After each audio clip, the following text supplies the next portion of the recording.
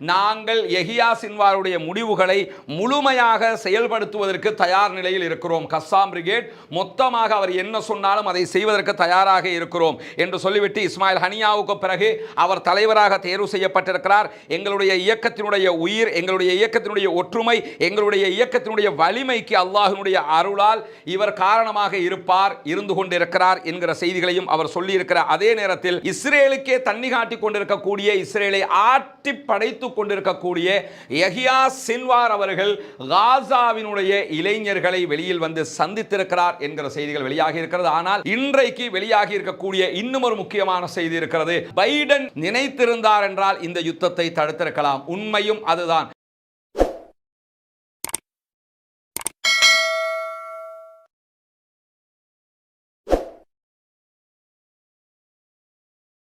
அஸ்ஸலாமு அலைக்கும் வரஹ்மத்துல்லாஹி வபரகாத்துஹு. பேரன்பிற்கினிய சகோதர சகோதரிகளே, உங்கள் அனைவர் மீதும் ஏக இறைவனுடைய அமைதியும் கருணையும் உண்டாகட்டுமாக என்கிற உயரிய பிரார்த்தனைகளோடு 309வது நாளாக காசாவிலும் காசாவையொட்டிய சர்வதேச நாடுகளிலும் பாலஸ்தீன பெருபூமியிலும் என்னவெல்லாம் நடக்கிறது என்கிற செய்திகளைத்தான் இன்றைக்கும் நாம் பார்க்க இருக்கிறோம்.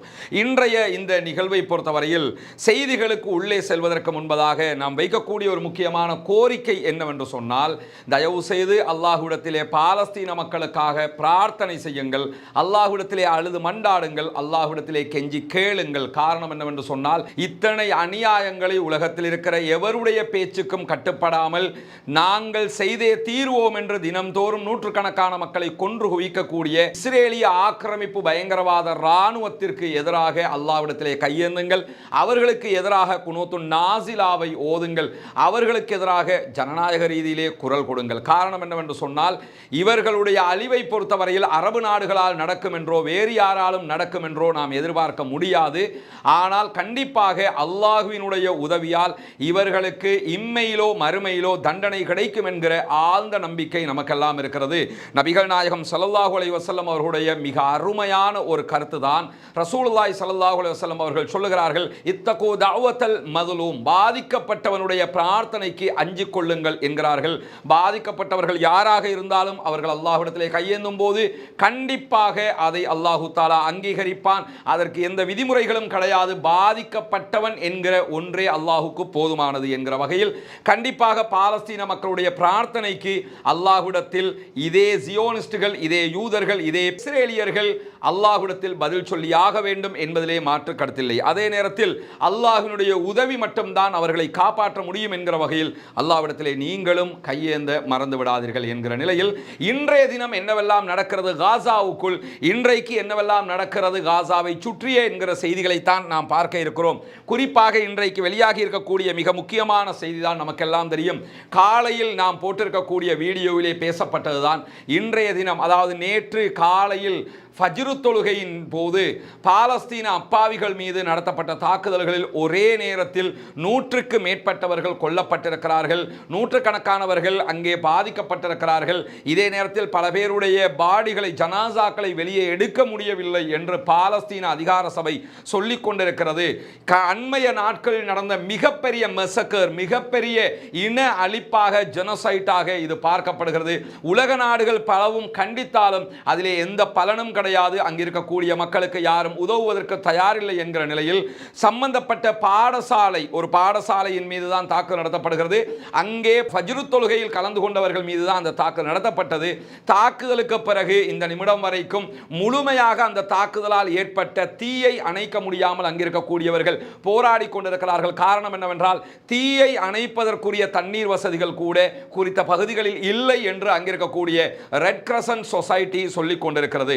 அதிலும் தாங்க முடியாத கவலையும் ஆச்சரியமும் என்னவென்று சொன்னால், அங்கிருக்கக்கூடிய மக்கள், மரணித்த மக்களுடைய ஜனாசாக்களை பைகளிலும் அங்கிருக்கக்கூடிய பாத்திரங்களிலும் அள்ளுகிற அளவுக்குண்டான நிலைமை மாறி இருக்கிறது.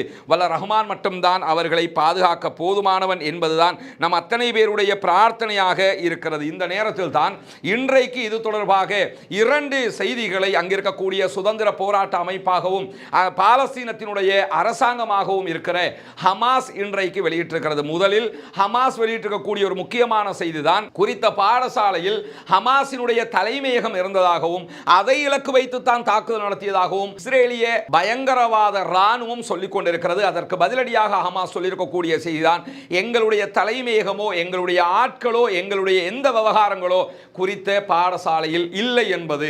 ஏன்னா அங்க எங்க தாக்குதல் நடத்தினாலும் என்ன சொல்லுவான்னு கேட்டா, ஹாஸ்பிட்டலுக்கு அடிப்பான், மருத்துவமனைக்கு அடிப்பான், பள்ளிவாசலுக்கு அடிப்பான், எல்லாத்துக்குமே அடிப்பான். அடிச்சுட்டு என்ன சொல்லுவான்னு கேட்டா, அங்க ஹமாஸினுடைய தலைமையகம் இருந்தது. ஹமாஸினுடைய தலைமையகம் என்று சொல்லி அல் அவுதா மருத்துவமனை தாக்கப்பட்டது, அல் குதுஸ் மருத்துவமனை தாக்கப்பட்டது, அல் அக்ஸா மருத்துவமனை தாக்கப்பட்டது, நாசர் மருத்துவமனை தாக்கப்பட்டது. அங்கிருக்கக்கூடிய 34 மருத்துவமனைகளில் 28 மருத்துவமனைகளால் எந்த விதமான இயக்கத்தையும் மேற்கொள்ள முடியவில்லை. அவ்வளவு படுபயங்கரமான தாக்குதல் நடத்தப்பட்டது. தாக்குதல்கள் அத்தனைக்கும் அவர்கள் சொன்ன ஒரே பதில், அங்கே ஹமாஸினுடைய தலைமையகம் இருக்கிறது என்பதுதான். ஆனால் அதற்கு இதுவரைக்கும் எந்த விதமான ஆதாரத்தையும் நியாயத்தையும் அவர்களால் முன்வைக்க முடியவில்லை. இது இஸ்ரேலிய ஆக்கிரமிப்பு பயங்கரவாத ராணுவம் பச்சை பொய்யான காரணங்களை சொல்லி அப்பாவிகளை கொள்வதற்குரிய காரணமாக அதை ஆக்கிக் கொள்கிறார்கள்.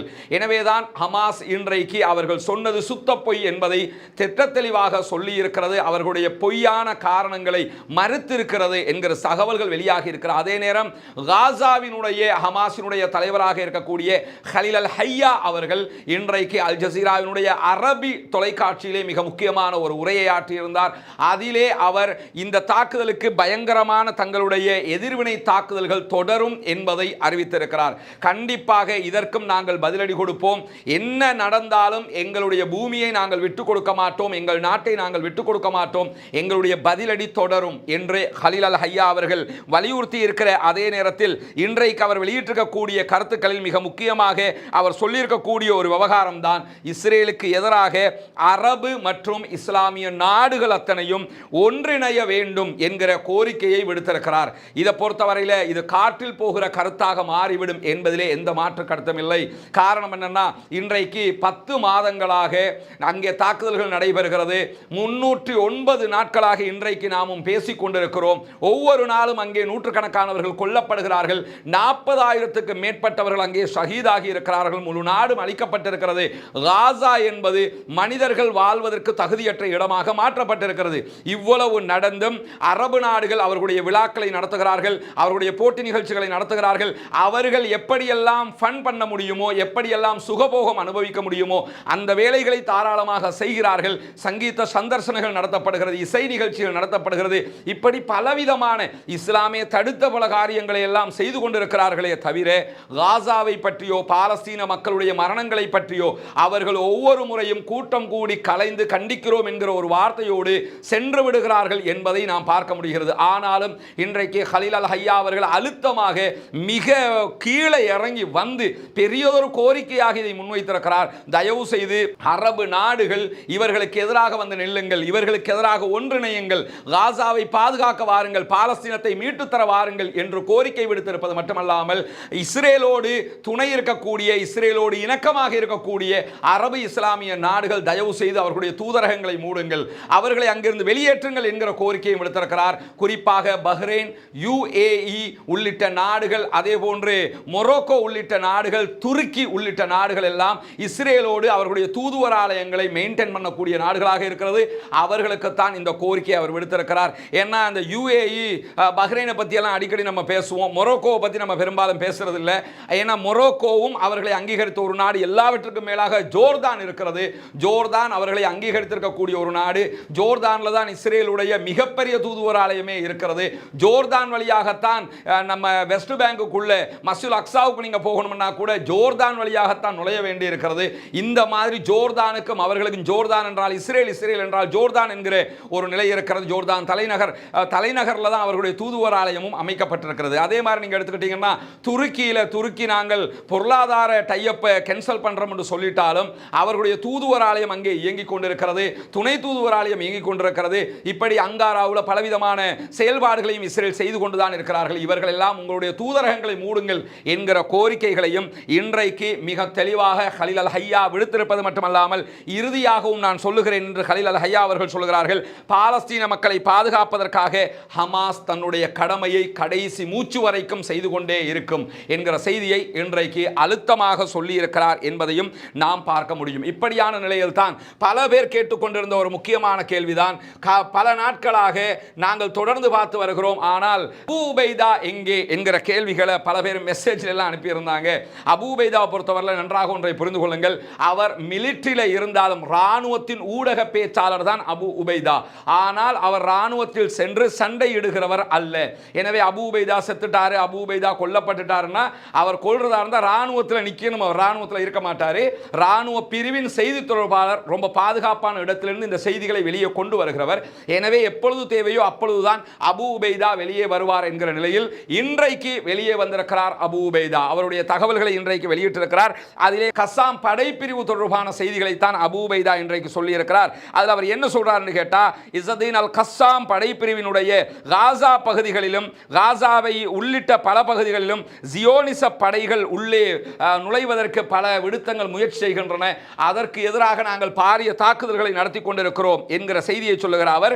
அவர்களுடைய எங்களுடைய செயல்பாடுகளாக நூற்றுக்கணக்கான எதிரி அதிகாரிகள், அதே நேரத்தில் நூற்றுக்கணக்கான இஸ்ரேலிய ராணுவத்தை சேர்ந்தவர்கள் கொல்லப்பட்டிருக்கிறார்கள் என்கிற செய்திகளையும், அவர்களுடைய பல வாகனங்களையும் இன்றும் நேற்றும் அளித்திருக்கிறோம் என்கிற செய்திகளையும் அவர் இன்றைக்கு சொல்லியிருக்கிறார். அதே நேரத்தில் இஸ்ரேலிய ஆக்கிரமிப்பு பயங்கரவாத ராணுவத்தின் பல நூற்றுக்கணக்கானவர்களை தொடர்ந்து நாங்கள் காயப்படுத்தி வருகிறோம் என்கிற செய்திகளையும் சொல்லியிருக்கிறார். 4 நாட்களுக்கு முன்பதாக நாம் வெளியிட்ட செய்திகளிலும் நீங்கள் பார்த்திருப்பீர்கள். இஸ்ரேலுடைய எடியோத் அஹ்ரோனோத் பத்திரிகையை மிக தெளிவாக வெளியிட்ட செய்திதான். அவர்கள் சொல்வது போய் 10,000க்கும் மேற்பட்ட இஸ்ரேலிய ராணுவத்தை சேர்ந்தவர்கள் கொல்லப்பட்டிருக்கிறார்கள் என்கிற செய்தி. ஆனால் நம்ம ஏற்கனவே சொல்லிட்டோம், 25,000க்கும் மேற்பட்டவர்கள் கொல்லப்பட்ட செய்திகளை எல்லாம் ஏற்கனவே அங்கே இருக்கக்கூடிய ஹாரெட்ஸ் உள்ளிட்ட பத்திரிகைகளே சொல்லி இருக்கிறது.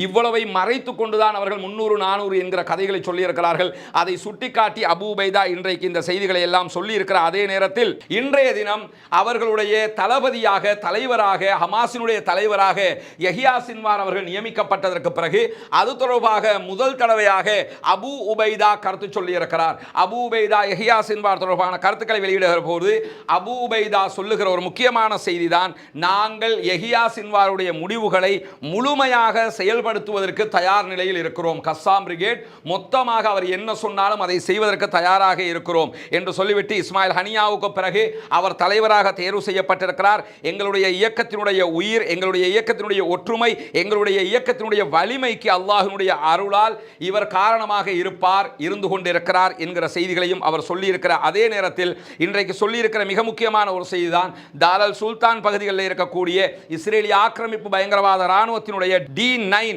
என்கிற அவர்களுடைய புல்டோசர்கள் பலவற்றை நாங்கள் அளித்திருக்கிறோம். அதே போன்று TGB குண்டுகளால் அவர்களுக்கு எதிராக, கட்டிடத்திற்குள் ஒளித்துக் கொண்டிருந்தவர்களுக்கு எதிராக எல்லாம் நாங்கள் தாக்குதல்களை நடத்தி இருக்கிறோம் என்கிற செய்திகளையும் இன்றைக்கு அபூ உபைதா வெளியிட்டிருக்கக்கூடிய செய்திகளில் மிக தெளிவாக சொல்லியிருக்கிறார். இப்படி இன்றைக்கு அபூ உபைதாவினுடைய அறிக்கையும் வெளியாகி இருக்கிறது. இந்த மாதிரியான நேரத்தில் தான் இன்றைக்கு வெளியாகி இருக்கக்கூடிய இன்னும் ஒரு முக்கியமான செய்தி இருக்கிறது.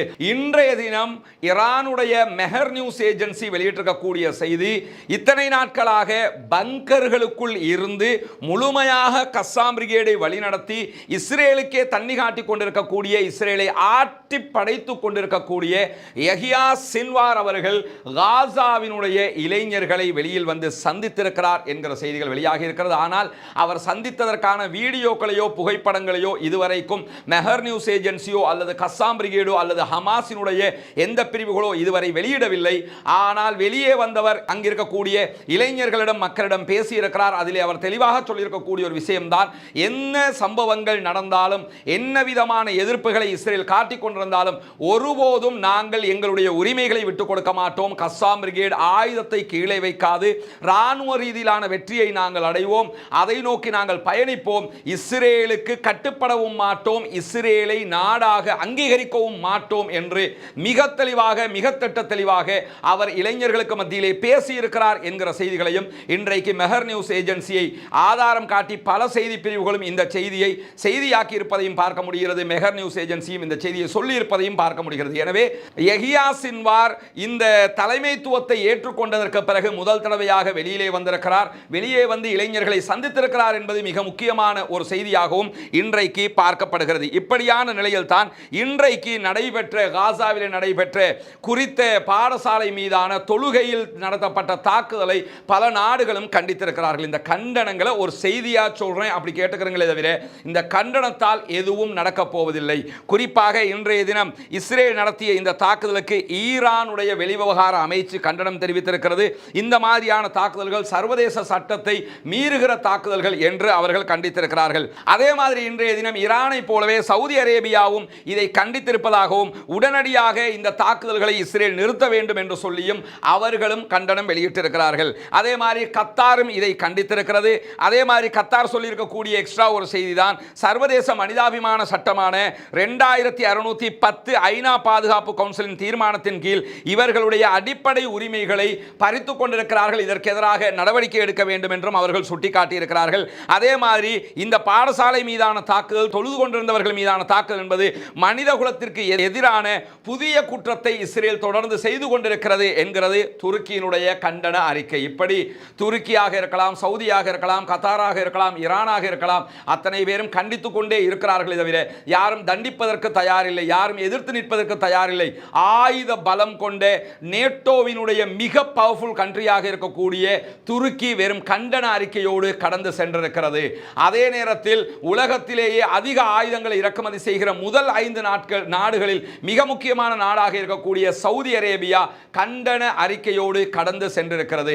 இப்படி அவர்கள் கண்டன அறிக்கைகளோடு கடந்து சென்றிருக்கிறார்களே தவிர யாரும் இதற்கு முன்னால் வந்து நின்று இதை செய்வதற்கான, இதை தடுத்து நிறுத்துவதற்கான எந்த ஒரு ஏற்பாடுகளுக்கும் அவர்கள் தயாராக இல்லை என்பதையும் இன்றைக்கு நாம் புரிந்து கொள்ள வேண்டும். இதே நேரத்தில் இன்றைக்கு ஹமாஸினுடைய செய்தி தொடர்பாளர், ஹமாஸினுடைய காசாவுக்கான தலைவராக இருக்கிற ஹலீல் அல் ஹையா அவர்களுடைய அறிக்கையை நாம் பார்த்திருந்தோம். அதிலே அவர் எக்ஸ்ட்ரா சொல்லியிருந்த ஒரு செய்திதான், உடனடியாக பாதுகாப்பு கவுன்சிலை ஐநா கூட்ட வேண்டும், பாதுகாப்பு கவுன்சிலில் இதற்கு எதிரான தீர்மானத்தை கொண்டு வர வேண்டும் என்கிற கோரிக்கையும் அவர் விடுத்திருந்தார். இந்த மாதிரியான ஒரு நேரத்தில் இஸ்ரேலுக்குள் இருக்கக்கூடிய பலாத் என்கிற கட்சியினுடைய தலைவர் மிக முக்கியமான ஒரு அறிக்கையை வெளியிட்டிருக்கிறார். அதிலே அவர் சொல்லியிருக்கக்கூடிய ஒரு செய்திதான், பைடன் நினைத்திருந்தார் என்றால் இந்த யுத்தத்தை தடுத்திருக்கலாம். உண்மையும் அதுதான், அமெரிக்கா நினைத்திருந்தால் தடுத்திருக்கலாம். ஆனால் அமெரிக்காவே தான் இந்த தாக்குதலுக்கு துணையாக இருக்கிறது. குறிப்பாக இஸ்ரேலுக்குள் இருக்கக்கூடிய அரபு கட்சியாக இவர்களுடைய பலாத் கட்சி பார்க்கப்படுகிறது.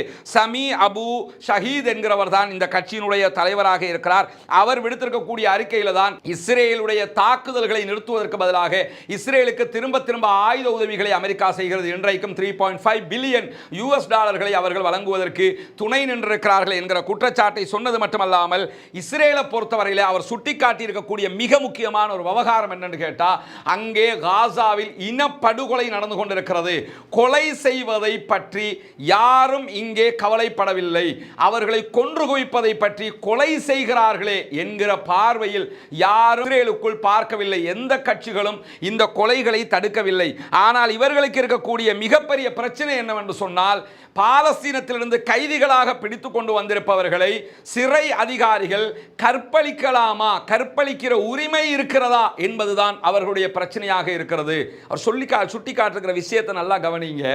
கொலையே பண்றாங்க, அதை கண்டிக்கிறதுக்கு இஸ்ரேலிய கட்சிகள் தயாராக இல்லை, இஸ்ரேலில் இருக்கிற யாரும் தயாராக இல்லை.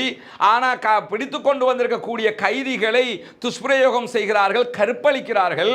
அந்த கற்பழிப்பை சிறை காவலர்கள் செய்யலாமா, அது சரியா, அதற்கு உரிமை இருக்கிறதா என்று இங்கே விவாதம் செய்து கொண்டிருக்கிறார்கள். கொலையே நடந்துகிட்டு இருக்குது, அதை கண்டிக்க துப்பில்லை. கைதிகளை கற்பழிக்கிறான், அதை கண்டிக்க துப்பில்லை. ஆனால் சிறை காவலர்கள் அதை செய்யலாமா கூடாதா என்கிற வாத பிரதிவாதத்தை செய்து கொண்டிருக்கிற நீ எல்லாம் மனுஷனடா என்கிற விதமாக அவருடைய அறிக்கையில் அவர் இன்றைக்கு கேட்டிருக்கக்கூடிய காட்சிகளை பார்க்கலாம். பாலஸ்தீன மக்களுக்கு இஸ்ரேல் பல முனைகளிலும் இந்த அநியாயத்தை செய்கிறது என்று அவர் கண்டித்திருக்கக்கூடிய நிலையில், இஸ்ரேலோடு ஒட்டுறவோடு இருக்கக்கூடிய ஜோர்தான், எகிப்து போன்ற நாடுகள் கூட இதை பார்த்து கொண்டு கைகட்டி நிற்கின்றன என்கிற செய்திகளையும் சொல்லிவிட்டு சொல்கிறார். ஐசிசி என்கிற சர்வதேச குற்றவியல் நீதிமன்றம் இப்போது இஸ்ரேலுக்கு எதிராக நடவடிக்கை எடுக்கவில்லை என்றால் எப்பொழுதுதான் எடுப்பீர்கள் என்று தன்னுடைய எக்ஸ் பக்கத்திலே அவர் எழுதியிருக்கக்கூடிய காட்சியையும் நாம் பார்க்க முடியும். இந்த மாதிரியான நேரத்தில் தான் இன்றைக்கு இவ்வளவு அநியாயம் செய்துவிட்டு மீண்டும் இஸ்ரேல் கான் யூனிஸுடைய கிழக்கு பகுதிகளில் இருந்து மக்களை வெளியேற்ற பணித்திருக்கிறது. 21வது தடவையாக மீண்டும் அகதிகளாகிறார்கள் காசாவினுடைய மக்கள். இது எனக்கு உண்மையிலேயே அது எப்படி சொல்றதுன்னு கூட புரிய மாட்டேங்குது. ஏன்னா 21 தடவை அகதிகளாகுவது 10 மாதங்களுக்குள் என்பது உங்களுக்கு நினைச்சு பார்க்க இயலுமாத. இங்கேருந்து அங்கே, அங்கேருந்து இங்கே, இங்கேருந்து அங்கே ஒவ்வொரு தைரல் பலாவில் இருந்து திரும்ப கான் யூனுஸுக்கு, கான் யூனுஸில் இருந்து வேறொரு இடத்துக்கு இப்படியே போகிறாங்க. குடிக்கிறதுக்கு தண்ணி இல்லை, உணவு இல்லை, தங்குறதுக்கு இடம் இல்லை, மருந்துகள் இல்லை. இப்படியே ஒரு குழு இந்த உலகத்திலேயே 23 லட்சம் மக்கள் இன்றைக்கு இந்த நிலைமையில் தத்தளிக்கிறார்களே, யாருக்காவது இதை பற்றி அக்கறை கவலை இருக்கிறதா என்று பார்த்தீர்களா? அத்தனை பேரும் அவர்களுடைய சுகபோக வாழ்க்கையில் திளைத்திருக்கிறார்களே தவிர மனிதர்கள் தான் இவர்களும் என்கிற இடத்தில் நின்று பார்ப்பதற்கு தயாராக இல்லை. ஆனால் மனிதநேயத்தை நேசிக்கக்கூடியவர்கள் இதற்கு எதிராக குரல் கொடுத்துக் கொண்டிருக்கிறார்கள். அவர்களுடைய வரிசையில் நின்று நாமும் மனிதநேயத்துக்காக குரல் கொடுக்க வேண்டும் என்பதிலே எவ்விதமான மாற்று கருத்துக்களும் இருக்க முடியாது. இந்த மாதிரியான நேரத்தில் தான் இன்றைக்கு வெளியாகி இருக்கக்கூடிய இன்னும் ஒரு முக்கியமான செய்திதான் இஸ்ரேலுடைய பாதுகாப்பு, குறிப்பாக சிறைச்சாலைகளுக்கு பொறுப்பாக இருக்கக்கூடிய அமைச்சராக இருக்கிற பென் கிவிர் பாலஸ்தீன கைதிகளை யாரும் சிறையில் வந்து பார்க்க முடியாது என்கிற தடையை விதித்திருக்கிறார். கைதிகளாக பிடித்துக் கொண்டு வந்து விட்டோம், அவர்களை நீங்கள் உள்ளே வந்து பார்ப்பதற்கு அனுமதி இல்லை என்கிற செய்திகளையும் அவர் இன்றைக்கு வெளியிட்டிருக்கிறார். பொறுத்திருந்து பார்ப்போம் என்னவெல்லாம் நடக்கப் போகிறது என்பதை. எது எப்படி போனாலும் இன்றைக்கும் கான் யூனுஸ், தைரல் பலா உள்ளிட்ட பல பகுதிகளிலும் இஸ்ரேலிய ஆக்கிரமிப்பு பயங்கரவாத இராணுவத்திற்கு எதிராக அங்கே இருக்கக்கூடிய கஸ்ஸாம் பிரிகேடு உள்ளிட்டவர்கள் பாரிய தாக்குதல்களை நடத்தி கொண்டிருக்கிறார்கள். அந்த வீடியோக்களையும் நாம் பின்னால் பார்க்க இருக்கிற அதே நேரம் அதற்கு முன்பதாக இன்றைக்கு வெளியாகி இருக்கக்கூடிய ஒரு செய்திதான், ஈரான் பதிலடி நிச்சயமாக கொடுப்போம் என்று இன்றைக்கும் அறிக்கை விடுத்திருக்கிறார்கள். அவங்க விடுத்திருக்கிற அறிக்கையை நான் இங்கே எடுத்து சொல்றேனே தவிர அவங்க எப்போ அதை செய்கிறாங்களோ அப்போ செஞ்சிட்டாங்கிறத பார்த்துக்கிறோம். ஏன்னா அங்கே நம்ம ஏற்கனவே நான் வெளியிட்டிருக்கக்கூடிய ஒரு வீடியோவில், இன்றைக்கு வெளியிட்டிருக்கக்கூடிய வீடியோவில் நான் சொல்லியிருக்கிறேன், ஈரானுக்கு இருக்கக்கூடிய மிகப்பெரிய பிரச்சனை என்னன்னு கேட்டால், ஈரானுடைய உச்ச தலைவராக இருக்கக்கூடிய ஆயத்துல்லா அலி காமனி ஐஆர்ஜிசி அவர் கையில் வச்சுக்கிட்டு இருக்கிறாரு. ஐஆர்ஜிசிக்கு பதிலடி கொடுக்க வேண்டும் என்கிற ஆர்டர் அவர் கையில் இருந்து போனாலும் அவர்களுடைய ஜனாதிபதியாக இருக்கிற மசூத் பெசக்ஷியன் இதற்கு ஆதரவாக இல்லை. மசூத் பெசக்ஷியன் திட்டத்தெளிவாக மேற்கோடுதான் இருக்கிறார் என்கிற செய்திகள் தொடர்ந்து வெளியாகி கொண்டிருக்கிறது. ஹனியா மீதான தாக்குதலுக்கு பிறகு எந்த விதமான நடவடிக்கைகளையும் எடுப்பதற்கு பெரிய அளவில் அவர் அழுத்தம் கொடுக்காமல் இருப்பதும், அதிலும் குறிப்பாக இஸ்ரேல் மீதான தாக்குதல்களுக்கு ஐஆர்ஜிசி தயாராக இருக்கிறது என்று நேற்றும் சொல்லியிருக்கிறது, இன்றைக்கும் சொல்லியிருக்கிறார்கள். அவர்கள் தயாராக இருந்தாலும் அதே நேரத்தில் ஆயத்துல்லா அலி காமனி அவர்கள் அதற்குரிய அனுமதியை கொடுத்திருந்தாலும் அரசாங்கம் என்கிற வகையில் மசூத் பெசக்ஷியனுடைய தேவை அந்த இடத்தில் முக்கியத்துவப்படுகிறது. ஆனால் அவர் அந்த இடத்தில் நழுவிக்கொண்டே இருக்கிறார். அதை பெரியதொரு விவகாரமாக அவர் எடுக்கவில்லை. மேற்கினுடைய தலையாட்டும் பொம்மையாக அவர் இருக்கிறார் என்கிற விமர்சனங்கள் எல்லாம் வெளியாகி கொண்டிருக்கிறது. பொறுத்திருந்து பார்ப்போம் மசூத் பெசக்ஷியன் எப்படி இருப்பார் என்று. ஆனால் இந்த இடத்தில் ஒன்று மட்டும் தெரிகிறது, ஏற்கனவே இருந்த ஜனாதிபதி இப்ராஹிம் ரைசி அவங்களை பொறுத்தவரையில் அவர் இது மாதிரியான ஒரு சம்பவம் நடந்த போதுதான் தைரியமாக முடிவெடுத்து வரலாற்றில் முதல் தடவையாக இஸ்ரேலுக்கு எதிராக பாரிய தாக்குதலை நடத்தினார். அந்த தாக்குதல் பற்றிய ஒரு உண்மை செய்தியும் இன்றைக்கு வெளியாகி இருக்கிறது. அதை நம்ம பின்னால் பார்க்க இருக்கிற அதே நேரம் இன்றைய தினம் இஸ்மாயில் ஹனியாவினுடைய தாக்குதலுக்கு எதிராக நாங்கள் பதிலடி கொடுப்பதற்கு தயாராக இருக்கிறோம் என்று சொல்லி ஆயத்துல்லா அலி காமனியினுடைய அரசியல் ஆலோசகராக இருக்கக்கூடிய அலி ஷம்கானி இன்றைக்கு தெரிவித்திருக்கிறார். அதிலும் குறிப்பாக இஸ்மாயில் ஹனியாவினுடைய இரத்தத்திற்கு பழிவாங்குவது எங்களுடைய கட்டாய கடமை என்று எங்களுடைய தலைவர் சொல்லியிருக்கிறார் என்கிற செய்திகளையும் அவர் இன்றைக்கு சொல்லியிருக்கிற அதே நேரத்தில் இன்றைய தினம் மிக முக்கியமான சில செய்திகளை ஈரான் வெளியிட்டிருக்கிறது. அதிலே குறிப்பாக என்ன சொல்லியிருக்கிறாங்கன்னு கேட்டால், ஹொர்முஸ் ஜலசந்தி பகுதிகளில் நேற்றைய தினம் அமெரிக்காவினுடைய கப்பல்கள் வந்து நிற்கக்கூடிய வீடியோக்களை அவர்கள் வெளியிட்டிருக்கிறார்கள். இந்த காட்சிகள் ஈரானுடைய ஐஆர்ஜிசி வெளியிட்டிருக்கக்கூடிய காட்சிகள், அமெரிக்காவினுடைய கப்பல்கள் எங்கெல்லாம் சுற்றி கொண்டிருக்கின்றன என்பதை அவர்கள் அவர்களுடைய ட்ரோனை வைத்து இந்த வீடியோக்களை எடுத்திருக்கக்கூடிய காட்சிகளை தான் வெளியிட்டிருக்கிறாங்க. நேற்று 2600க்கும் மேற்பட்ட புதிய வகையான ஆயுதங்களை தங்களுடைய படையில் இணைத்துக் கொண்டது ஐஆர்ஜிசி. அதை தொடர்ந்து தான் இந்த கப்பல்கள் எங்கெங்கெல்லாம் போகிறது வருகிறது என்கிற செய்திகளை அவர்கள் வெளியிட்டிருக்கிறார்கள். இந்த மாதிரியான ஒரு சம்பவம் கிட்டத்தட்ட 2001 ஏப்ரலுக்கு பிறகு முதல் தடவையாக மீண்டும் இப்படி ஒரு வீடியோவை ஐஆர்ஜிசி வெளியிட்டிருக்கிறாங்க. இதற்கு முன்பதாக 2019 இதே போன்ற ஒரு வீடியோ வெளியிட்டார்கள். அதற்கு பிறகு 2021 இப்படி ஒரு வீடியோ வெளியிட்டாங்க. இன்றைக்கு மீண்டும் 2024 இப்படி ஒரு வீடியோவை அவர்கள் வெளியிட்டிருக்கிறார்கள். இந்த வீடியோவும் திட்டத்தெளிவாக காட்டுகிற செய்தி என்னன்னு சொன்னா, அமெரிக்காவினுடைய கப்பல்களை அவர்களுடைய 4 மிக முக்கியமான ட்ரோன்கள் வீடியோ எடுத்திருக்கு. இது தொடர்பாக அமெரிக்காவினுடைய கடற்படையினுடைய தலைவர் இன்றைக்கு ஒரு முக்கியமான செய்தியை வெளியிட்டிருக்கிறாரு. இது அமெரிக்காவினுடைய ஆயுத தோல்வி என்றும் சொல்லியிருக்கிறார். காரணம் என்னன்னா, இதற்கு முன்பதாகவும் இவர்கள் இப்படி ட்ரோன் அனுப்பி வீடியோ எடுத்திருந்த நேரத்தில் மீண்டும் இப்படியே செய்திருக்கிறார்கள். இவர்களுடைய ட்ரோன் வந்ததுன்னு நமக்கு நமக்கு தெரியல, வீடியோ எடுத்தது நமக்கு தெரியல. சரியாக இருந்தால் கப்பலுக்கு மேலாக வந்து வீடியோ எடுக்கிற நேரத்தில் அந்த ட்ரோன்கள் அழிக்கப்பட்டிருக்க வேண்டும். எனவே நம்முடைய வான் பாதுகாப்பு கேள்விக்குள்ளாகி இருக்கிறது என்று இன்றைக்கு அமெரிக்காவினுடைய மத்திய கட்டளையின் தலைவர் இன்றைக்கு தெரிவித்திருக்கிறார் என்கிற செய்திகளும் வெளியாகி இருக்கிறது. இந்த மாதிரியான நேரத்தில் தான் அயன் டோம் சம்பந்தமான ஒரு முக்கியமான செய்தியும் இன்றைக்கு வெளியாகி இருக்கிறது.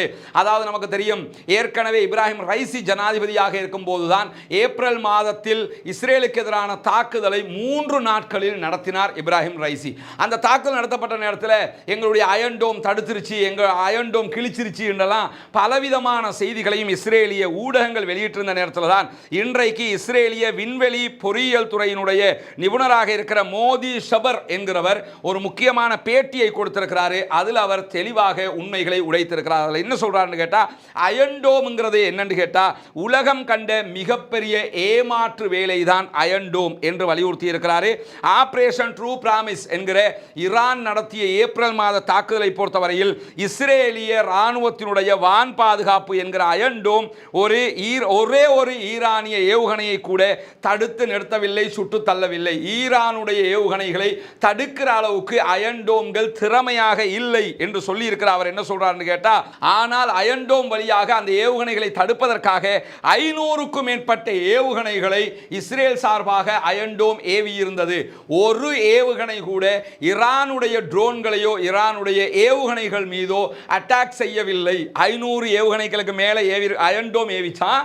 ஆனால் ஈரானுடைய எந்த ஒரு ட்ரோனையோ எந்த ஒரு ஏவுகணைகளையோ அந்த அயன் டோம் ஏவிய ஏவுகணைகள் தடுக்கவில்லை என்று இன்றைக்கு பச்சையாக போட்டு உடைச்சிருக்கிறாரு. நீங்க அயன் டோம் கேட்டு மற்றவனுக்கு தண்ணி காட்டிக்கிட்டு இருக்கலாம், ஈரானுக்கு அது செய்ய முடியாது பார்த்துக்க அப்படின்னு சொல்லி அவர் சொல்லி இருக்கிறாரு.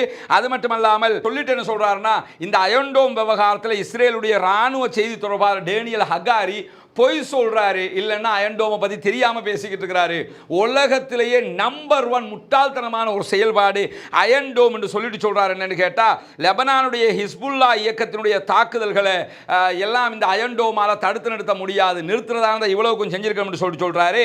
ஏவுகணைகள் ஹிஸ்புல்லாக்கள் ஏவக்கூடிய ஏவுகணைகள் பெரிய சேதங்களை தொடர்ந்து ஏற்படுத்தி கொண்டிருக்கிறது. அதை இஸ்ரேலிய அதிகாரிகளால் இந்த நிலையை கட்டுப்படுத்த முடியாமல் இருக்கிறது.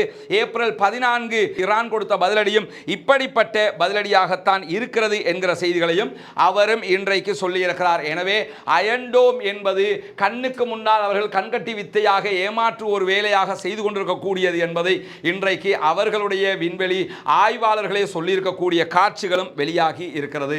இன்றைக்கு நடத்தப்பட்ட சில முக்கியமான தாக்குதலுடைய வீடியோக்களை பாருங்கள். இன்றைக்கு ஹிஸ்புல்லாக்கள் நடத்திய தாக்குதலுடைய வீடியோக்களை தான் அவர்கள் இதில் வெளியிட்டிருக்கிறார்கள். ஹிஸ்புல்லாக்கள் பாரிய ஏவுகணை தாக்குதல்களை இன்றைக்கு இஸ்ரேலை நோக்கி நடத்தி இருக்கிறார்கள். அந்த ஏவுகணை தாக்குதல்கள் நடத்தப்படுகிற காட்சிகளை தான் அவர்கள் இதிலே பதிவு செய்திருக்கிறார்கள். குறிப்பாக இந்த ஏவுகணை தாக்குதல்கள் என்பது மிக முக்கியமாக திட்டமிடப்பட்ட வகையில் நடத்தப்பட்டிருக்கிறது என்கிற காட்சியில் பார்க்க முடியும். இங்க பாருங்க, அவர்கள் தொடர்ந்து அந்த ஏவுகணை தாக்குதல்களை நடத்துகிறார்கள். இந்த 2 பக்கத்தை விட்டு இந்த நடுவில் மட்டும் பார்த்தீங்கன்னா அவங்க ஏவுகணை தாக்குதல்கள் நடத்துவதற்குரிய ஏற்பாடுகள் எப்படியெல்லாம் ஏவுகணை தாக்குதல்களை நடத்துகிறார்கள் என்பது இன்றைக்கு வெளியாக இருக்கிறது. கிட்டத்தட்ட 1 நிமிடமும் 41 செகண்டும் ஓடக்கூடிய ஒரு வீடியோ. அதிலே தாக்கப்பட்ட இடங்களுடைய காட்சிகளையும் அவர்கள் வெளியிட்டிருப்பதை நீங்கள் பார்க்க முடியும். அவங்களுடைய இன்றைக்கு ஏவப்பட்ட ஏவுகணைகள் அயன் டோமால தடுக்கப்பட்டிருந்தா இந்த தாக்குதல் காட்சிகள் எல்லாம் வெளிவந்திருக்காது. அந்த காட்சிகளையும் அவர்கள் இன்றைக்கு வெளியிட்டிருப்பதை நாம் பார்க்க முடியும். ஏவுகணை ஏவப்படுகிறது, சரியாக போய் அவங்க எந்த இலக்கை நோக்கி தாக்கினாங்களோ அந்த இலக்குகளை அது தாக்கி அழித்திருக்கிறது என்கிற காட்சிகளும் இன்றைக்கு பதிவாகி இருக்கிறது. இங்க நீங்க பார்க்கலாம், பற்றி எரியக்கூடிய காட்சிகள் வெளியிடப்பட்டிருக்கிறது. அட்டாக்னால இஸ்ரேலுடைய பகுதிகள் எரிந்து கொண்டிருக்கிறது. அதே மாதிரி இன்றைக்கு கஸ்ஸாம் பிரிகேட் சார்பாக மிக முக்கியமான ஒரு தாக்குதல் நடத்தப்பட்ட காட்சியை தான் அவர்கள் வெளியிட்டிருக்கிறார்கள். அதில் அவங்க சொல்லியிருக்கக்கூடிய ஒரு செய்தி என்னன்னா, சுற்றி வளைத்து வந்த பகுதிகள் முழுவதுமாக இலக்கு வைத்து தாக்குதல் நடத்தி இருப்பதை அதிலே அவர்கள் வெளியிட்டிருக்கிறார்கள். இங்கே நீங்க பார்க்கலாம், ஒவ்வொரு இடமாக அவர்கள் இலக்கு வைத்து தாக்குதல் நடத்தக்கூடிய காட்சிகள் எல்லாம் இதிலே பதிவு செய்யப்பட்டு கிட்டத்தட்ட 3 நிமிடங்கள் ஓடக்கூடிய வீடியோவில் முக்கியமாக எல்லாவற்றையும் இதிலே எனக்கு காட்ட முடியாது. இங்கே நீங்க பார்க்கலாம், அவர்களுடைய ராணுவம் வருவதை கரெக்டாக சிசிடிவி வச்சு கேமரா வச்சு கண்காணித்து என்ன பண்ணுறாங்களோ அவங்களை அழிக்கக்கூடிய காட்சிகள் பதிவாகி இருக்கிறது. இந்த வீடியோக்களை அல் ஜசீராவினுடைய அரபு பக்கத்தில் நீங்கள் சென்று முழுமையாக பார்த்து கொள்ள முடியும். அதே நேரத்தில் இங்கே நீங்கள் பார்க்கலாம், இன்றைக்கு எக்ஸ்ட்ரா ஹிஸ்புல்லாக்கள் நடத்திய தாக்குதல்கள் இதிலே பதிவு செய்யப்பட்டிருக்கிறது. தொடர்ந்து அவர்கள் இஸ்ரேலை நோக்கி நடத்துகிற தாக்குதல்கள் பாரதூரமானவையாக இருக்கிறது. எவ்வளவு பாரிய தாக்குதல்கள் நடத்தப்படுகிறது பாருங்க. இதெல்லாம் வந்து இஸ்ரேலிய ஊடகங்களோ வேற எந்த ஊடகங்களோ காட்டாத வீடியோக்கள். இங்கே நீங்கள் பார்க்கலாம் எவ்வளவு பெரிய தாக்குதல்களை ஹிஸ்புல்லாக்கள் அவர்களை நோக்கி நடத்துகிறார்கள் என்பதுதான் இங்கே வெளிவந்திருக்கக்கூடிய மிக முக்கியமான ஆச்சரியமான தகவலாக இருக்கிறது. இப்படி தொடர்ந்து அவர்களால் முடிந்த தாக்குதல்களை தினம்தோறும் இஸ்ரேலுக்கு எதிராக நடத்தி கொண்டிருக்கிறார்கள். ஆனால் இதுவரைக்கும் பழிவாங்கும் தாக்குதலை அவர்கள் நடத்தவில்லை என்பதை சொல்ல. இங்க பாருங்க, பெரிய காசாவுக்குள்ள போடப்படுகிற மாதிரியான பாரிய தாக்குதல்களை இஸ்ரேலை நோக்கி நடத்தி இருக்கிறார்கள். இஸ்ரேலுடைய எந்த ஊடகங்களும் இது சம்பந்தமாக வாய் திறக்கவில்லை என்பதையும் நாம் கவனிக்க வேண்டியிருக்கிறது. இவ்வளவு ஒரு பாரிய தாக்குதல் நடந்திருக்கிறது, அவர்களுடைய எந்த ஊடகங்களும் இதை பற்றி எதுவும் சொல்லவில்லை. எனவே அல்லாஹு தாலா நம்முடைய பிரார்த்தனைகளை ஏற்றுக்கொள்ள வேண்டும். பாலஸ்தீன மக்களுக்காக தொடர்ந்து பிரார்த்தனை செய்யுங்கள். பாலஸ்தீன மக்களுக்காக அல்லாஹ்விடத்தில் கையேந்துங்கள். தொடர்ந்து குனூத்து நாசிலாவை ஓதி வாருங்கள் என்கிற பிரார்த்தனைகளோடு அவர்களுக்காக ஜனநாயக ரீதியிலே குரல் கொடுக்க தயங்காதீர்கள். ஜனநாயக ரீதியில் அவர்களுக்காக உங்களுடைய குரல்களை ஓங்கி ஒழிப்பதற்காக எம்மோடு கைகோர்த்துக் கொள்ளுங்கள் என்கிற கோரிக்கைகளோடு முடித்துக் கொள்கிறேன். வாஹிர் தஅவானா அல்ஹம்துலில்லாஹி ரப்பில் ஆலமீன்.